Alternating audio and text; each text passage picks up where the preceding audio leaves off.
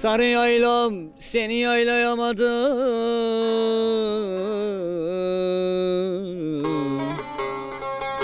Garip.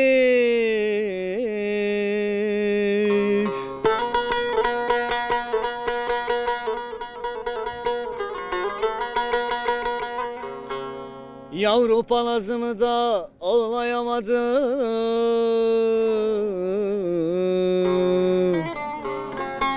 Toriken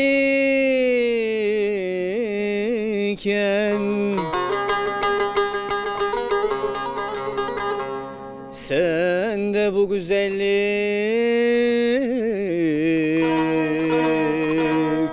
ben de bu gençlik var iken alırım aslımı da koyma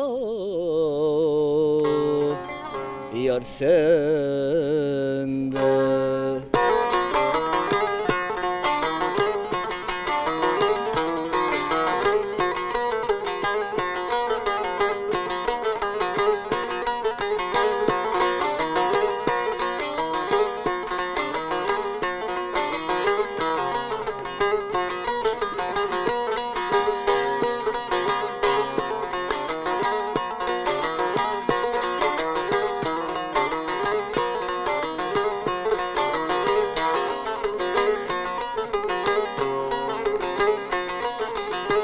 Koyudan mı olur kabardacın gölgesi, adam gölgesi.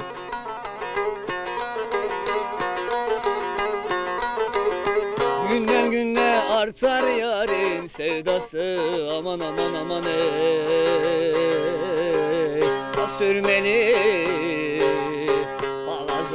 Hadi Garcı Aytay.